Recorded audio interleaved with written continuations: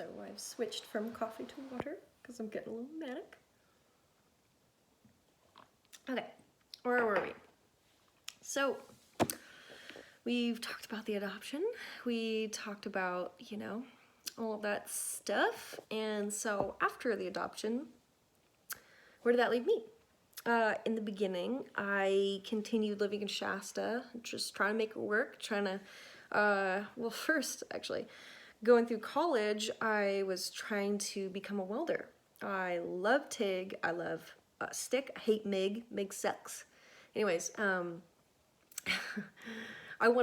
just had this idea where I was just like, okay, I want to get into college and get out of it with a decent paying job. And so that was my idea, and I was like, well, I can go get sent out all over the country and make my mark and make some money and eventually follow my actual dreams, with that money.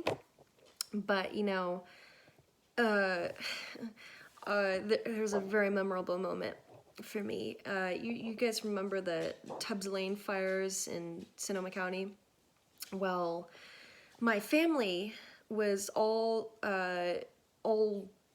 living here at the time, and my sister Sam, she was like a block or two away from the Coffee Park fire. And so at that time, I was like, I had plan A, plan B, and my plan A was to continue on in Shasta and get my certs and go out and weld in the world, and then plan B was say up this plan and go and move in with my mom or something, because she just moved back from Arkansas. And my sister texted me. She was just like, hey, so we've been going along trying to find fire victims and give them food and stuff like that. And, and they realized, they're like, Morgan has been living in her car with no food and like barely scraping by with none of the support that these fire victims are getting. And they saw that and they're like, we want you to come and live with us. And so I was like, I threw plan A and plan B out the window. And I was like, I think that night or next day I left for Santa Rosa for like the third time. This time it stuck. Well, when I moved there initially, we had, 3 girls living in a house. My sister Ayla, love her to death. And Sarah also loved her too. But sometimes, everybody, gets on their nerves after living with somebody. But so this came to a point, I think it was like Ayla's birthday, November 10th of maybe 2017, 18. And we went on this trip to Las Vegas. It was a horrible idea. It was terrible. It was just like before we even left, they were fighting, and then throughout the whole trip, it was we'd have like a brief glimpse of having fun, and then it just went to shit. And so this all ended in the parking lot of Target in, what was it? Oakland, of all places. So our car had broken down in Bakersfield. We had used both my sister and I's AAA cards so that we could piggyback, because you can't use it twice. Anyway, and so we got all the way to Oakland, and it's like, 11, 12 at night. We're at this Target parking lot, and like, the tow truck guy left our window down, so we're like, we can't leave the car in fucking Oakland, and like, we can't stay here, we're gonna get like murdered. There was like this guy behind us on this bicycle that got tackled by like 10 literally 10 cops behind our car immediately as we arrive, and we're fighting so bad, and then I can't fucking take it. I'm usually Switzerland, I try to stay cool, but I couldn't take it anymore. Shit. And so me and Sarah had gotten into a fist fight. I had left a good little Klingon on her forehead, and my mom came to get me, and other than that, I would have been left in Oakland with no money, my phone was dead because she had used it. Anyways, so I move out of their house that day, clearly. I go and live with my mom, kind of like my own little rock bottom. I mean, in a good way, because like we started getting along and all of that stuff, but that was my last option. And I was like, I can't fuck this one up. I cannot do that again. So I'm looking for jobs, trying to like figure out my life and stuff. And, you know, I'm like, Starbucks, what do I do here? Like all of these jobs, and I'd be applying to like Indeed and stuff like that. And just like nobody, I mean, like there was a couple of callbacks for like welding jobs, but like I had no practice at that point and I embarrassed myself. I was like, this is not the welding that I do.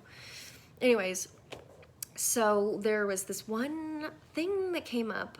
Billy, my mom's boyfriend, he's a cowboy. He's an actual cowboy. He goes and trains horses, and he wears the hat all the time, the Stetson, and you know, and so he applied for this job at this ranch out in Healdsburg, and he applied, and they're like, dude, you are way overqualified. Stop calling us. And so they're like, hey, what about our daughter? You know, is she underqualified? Is she just where you need to be? And so I went and I got my interview. I came here. Oh my God, I wasn't prepared. This place is insane. It's like, this is a $9 million mansion. It's like, when I came in for my interview, I was like, don't touch anything, Morgan. Don't even look at it.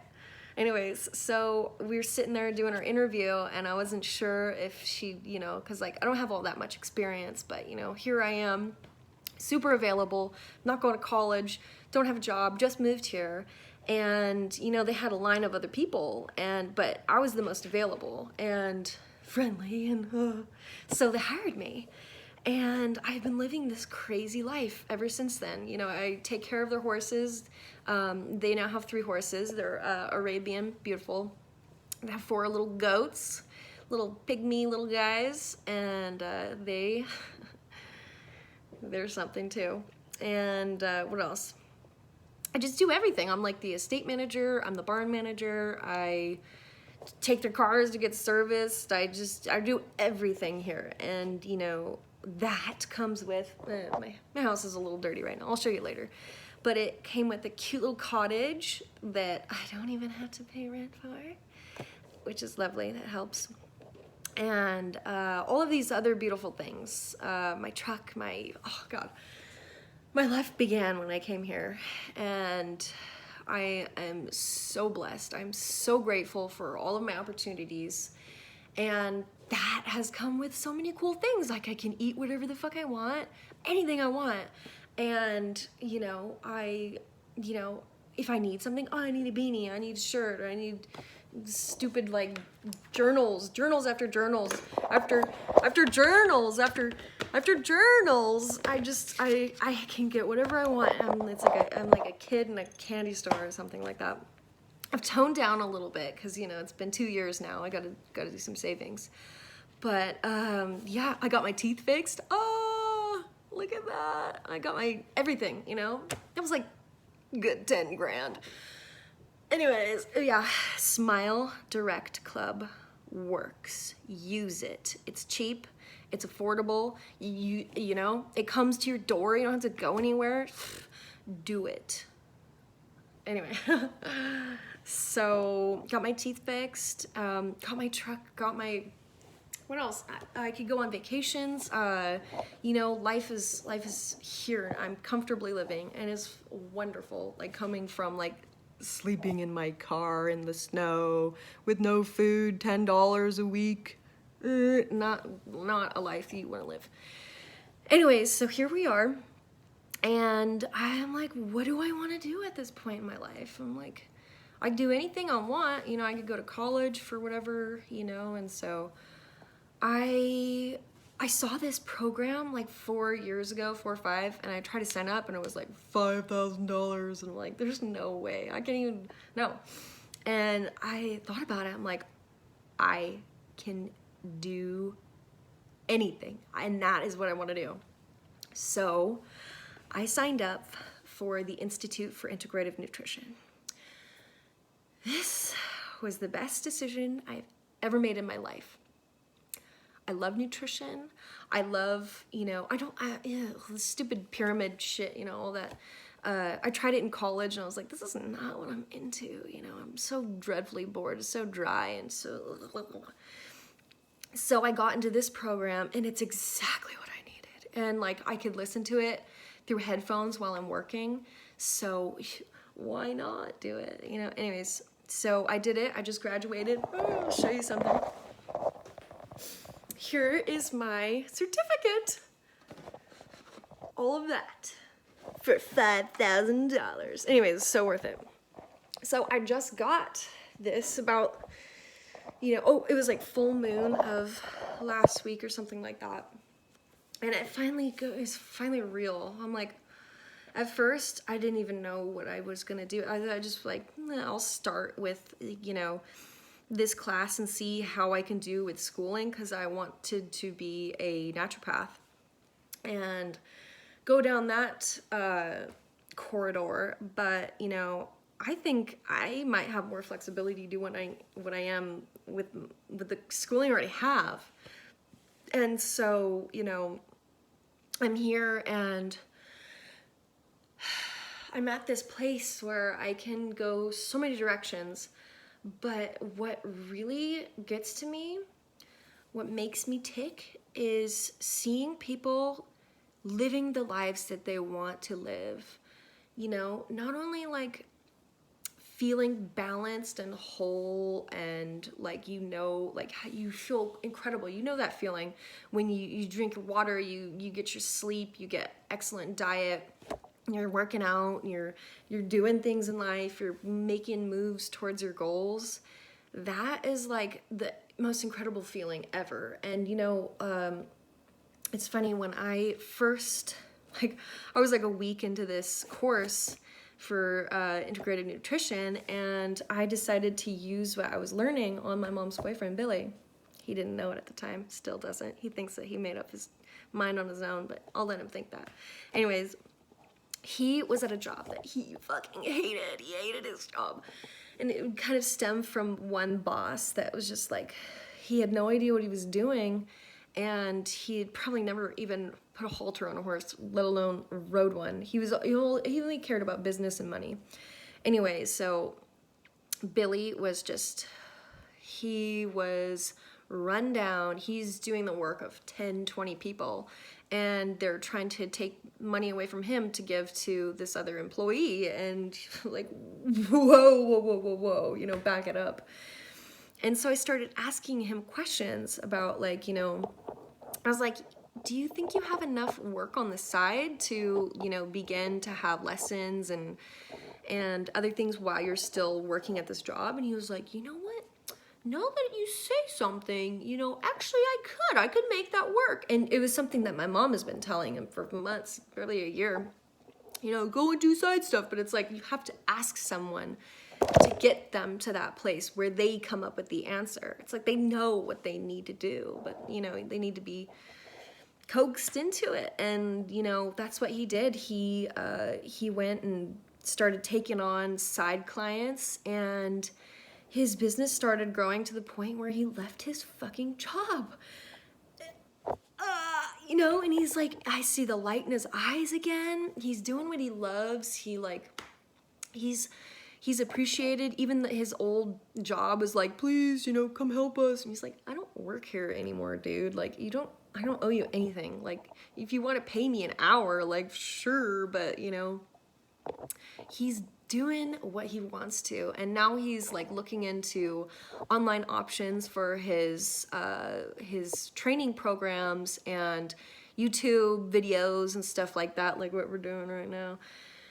But yeah, it really excited me to see the just a week of this school did so much. And it's like, this is incredible. And you know, I find that people are really comfortable coming up to me and just telling me their life story. And I totally welcome that. And I love it. And it's like, this is my passion, is connecting with people and, you know, asking them questions, figuring out about them, figuring out about their life and their story. And, you know, I don't know, just it makes me so happy, and here I am. So like what I wanted to focus on with this is, I mean, you know, of course, nutrition and all of those things are really beneficial, but that's just the tip of the iceberg. And you know, I don't want to focus on that. I want that to be the base. This is where you begin. You start with the nutrients, you start with the sleep and the water, but that's all simple. So you get on your track, you know, it's like you do one thing at a time. You don't want to blast into this detox. Like, I hate detoxes. I hate like feeling hungry. I hate like limiting myself. I mean, you know, clearly, anyway, I'm still on my journey as well. And I fight with like binge eating and like all of that stuff. Like, I'll get on track and be doing really good, and then all of a sudden I'm just like, whatever, you know, I don't care. I gain all the weight back. And but anyways, yeah, so I'm on a journey myself. Nobody's perfect. Everybody's trying. So this is day one, you know, 166 pounds or something like that. Hopefully I'll get down to like something comfortable, like 140 or something, but I'll be mentioning what I'm doing. And you know, everybody's different, so something that works for someone will not for somebody else. So you know, you find out how to take steps back from like what you were doing, like the comfort zone that you're in right now, to something that's like sustainable, and you feel incredible, and it's life-changing, one little thing at a time. And it's gonna be okay. We're in this together. And so that's the base. You get yourself feeling good and aligned, and you figure out like, you know, what it is that you want to do, what makes you tick. And yeah, so there it is. There's my little, I didn't go with any of my bullet points, but I pretty much got a lot of it taken care of. But anyways, what else? Yeah, I don't want to keep jammering on, but that's basically my story, and I'm sticking to it. So, without further ado, I wish to you a wonderful morning. Till next time.